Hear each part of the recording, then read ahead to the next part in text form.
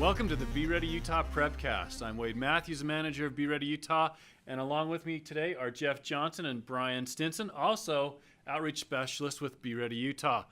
And we have decided for this next episode to answer your questions and read some of your comments that we have received off of our social media, Facebook and Twitter accounts, right? That's where these come from. Yep. All right. Well, we're going to begin with the first question that actually applies a little bit to our last episode about sheltering. And this first question comes from Cameron Child Waka. Cameron Child Waka. He says, if I understand it right, being behind cement is the best place for a nuclear event. Is that correct? If so, wouldn't a basement or underhouse crawl space be better than an upstairs room? Or does heavier than air still apply in a nuclear? He's talking about a nuclear event. So the answer to his question is yes, cement is better and a basement area is better. And the heavier air that probably doesn't apply. Let's go through that. Alpha, beta, and gamma are the types of radiation. You get three different types. Alpha and beta will be stopped by your clothing. It will actually stay on your clothing. And the only thing you don't want to do with alpha and beta is inhale it, because once it's inside you, you can't get rid of it. Gamma will penetrate. It'll penetrate up to a foot of solid lead. It'll penetrate up to 6 feet of concrete. So being behind concrete, say a concrete wall or a cinder block wall or some type of wall like that, isn't really going to help you very much. Now, his question asked if going down into the basement was a good idea. Yes, because once you're in the basement, when you're below ground, gamma will not penetrate earth. It's the same with earth. About 6 feet of earth will stop gamma. So if you're below ground level, it will stop gamma radiation. But realize gamma radiation bounces around. If you can picture something like a bunch of rubber balls bouncing around in a room, gamma will do that. So that you want to get yourself down low and out of the range. Realize this as well. Gamma radiation only comes from the initial blast. When you see the flash of light or the initial detonation, that's when the gamma is being released. I wanted to mention really quickly that what you're describing there we call shielding. Shielding. In a nuclear situation, you want to have shielding from that radiation, which is the concrete or the dirt or the structure, whatever shielding you can get, Yes. The thicker the better. But that's what we're looking for here, is shielding from that. And then over time, that radiation lessens in intensity. Is that the right word? It lessens over time and it gets weaker.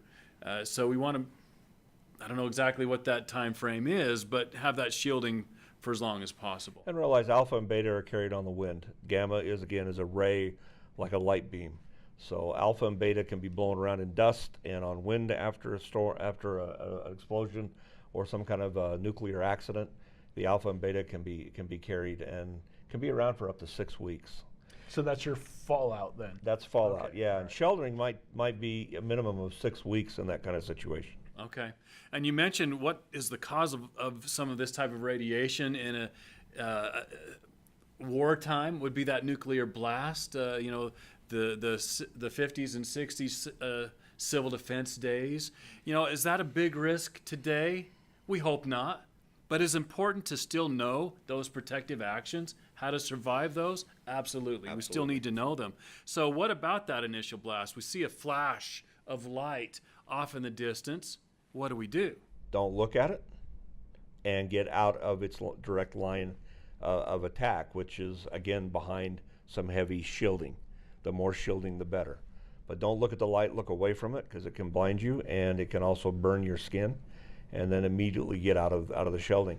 Back in the old days of the 50s, when you have to use the drop and cover techniques, they would tell people even dropping behind a gutter curb. Yeah. Even behind a gutter curb was enough shielding. It was enough shielding, yeah. If you're on a street, dive behind the gutter. It can save your life. Exactly.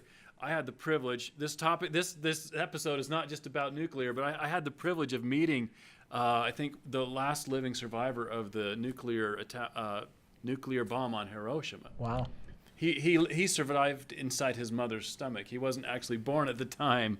He was born right afterwards. But his family survived by doing that same thing, being behind a berm, a hill, slight hill away from the explosion. Well, thank you for that one. We're going to move on. Really quickly before we can. Yeah. Besides a nuclear attack, there's also the Chernobyl Fukushima type releases, the 3 Mile Island type releases that can happen from industrial accidents. And Chernobyl's the big one of that, where it went around the world completely on the stratosphere.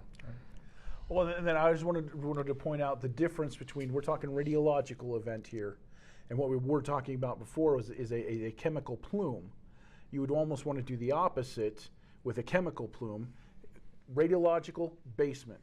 Chemical plume, just the opposite. You want to be up high because chemical plumes are heavier and they will go down into the basement. And collect. Exactly. Right, so don't do that for a chemical shelter in place kind of emergency. Thank you.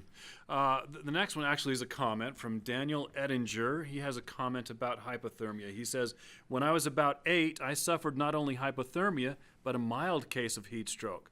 This is nothing to mess with.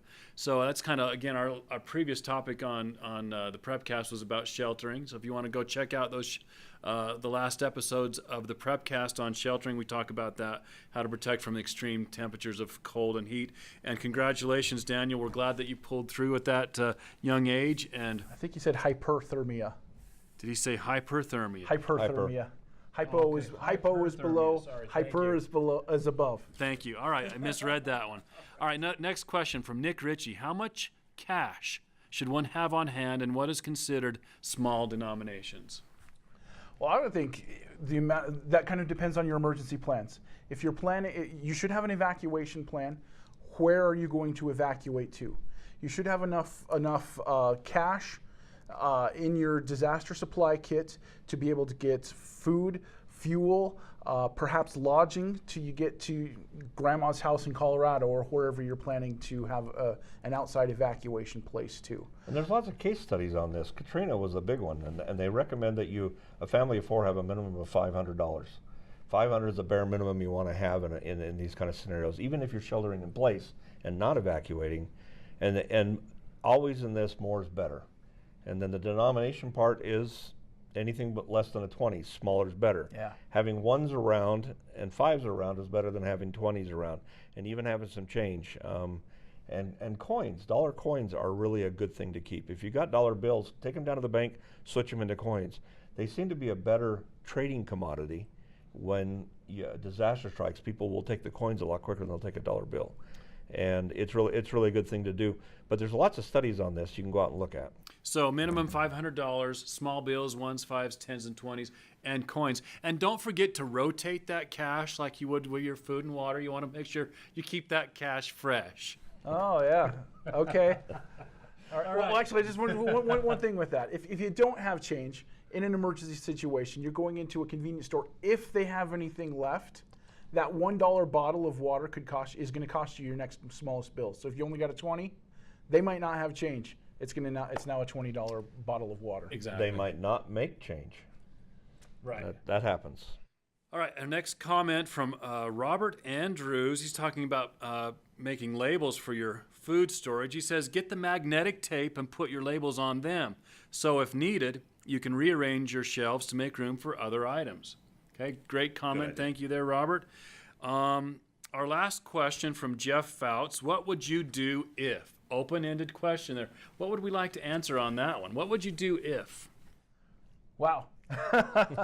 that is a good question. I think that's a very good thing that brings up this is a around the table game we should play with the family.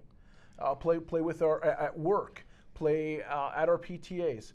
What would we do if, and bring up those situations? What could happen here at school? Jeff, you're our school representative, our Safe Schools representative. What do we do if a certain situation happens at school? I mean, it's a very good open-ended question, but it lends itself to along that line, a lot of answers. Along that line, we tell schools, look at the scenarios, the incidents, the disasters that are most likely to hit your school. You don't need to be doing what to do if it's something that's never going to happen at your school. So take those things that are most likely to occur, prioritize those, and then right up front, start doing what to do if those happen. And in the emergency management world, we call these tabletop exercises. Essentially, we create a scenario, the risks that we face, like you just said, and start asking ourselves, what would we do if the 7.0 earthquake hit? How do we survive? Okay, we survived the earthquake. What do we do next? We'll go outside to our meeting place and make sure everybody's okay. All right, now what? What will we do next? We'll go check on the neighbors, and so on and so on and so on. It's a good way to test our plans. It's a good way to find out if we've got all of our resources in place. We do this a lot in the emergency management world. We ought to be doing this at home with our families. So great comments there. Finally, we're going to wrap this up with a comment from Cindy Romero. I've heard that when the big one happens, we may not be able to use phones, but texting might be okay. You're absolutely right, Cindy. Texting might be okay. We hope so anyway. We hope that the phone systems will be working. In a disaster, they may not be. You had an example you wanted to share. In 2009, there was the Harriman fire, and about 2 million people between Utah County and Salt Lake County could see that fire. And it overwhelmed, as it started to get dark and as the day wore on, it overwhelmed the phone system. First thing that went down was the landlines. And it was not because the fire was damaging them, it was the amount of people using the landlines. They went down. The next thing that failed was the cell talk lines. They went down. The interesting thing, about 4 to 4:30 in the afternoon during that Harriman fire, the only thing that was working in the valley that you could actually get a signal through on was texting. The reason being, text uses less bandwidth and would still operate on the cell towers. And so even the emergency responders at that time were a lot of them were having to resort to using texting to communicate with each other during that fire, simply because of the number of the people that were overwhelming the system. So your landline phone is going to go down first, then your cell towers. And the last thing to go will be texting. And texting didn't go, even with 2 million people watching that fire and the lines being overwhelmed. And the redundancy in the case of all those things going down are meeting places. If we're separated in that disaster, we can't communicate via phone or other method, have a meeting place. And ham radio. Ham radio is another good resource. Thank you all for your questions and comments. Please continue to provide those to us via the comment options here on our social media, on Facebook and Twitter. And you can see these episodes of the Be Ready Utah PrepCast on our YouTube channel, Be Ready Utah. And our next topic next month, be sure to tune in May for our first aid topic. Thank you for watching.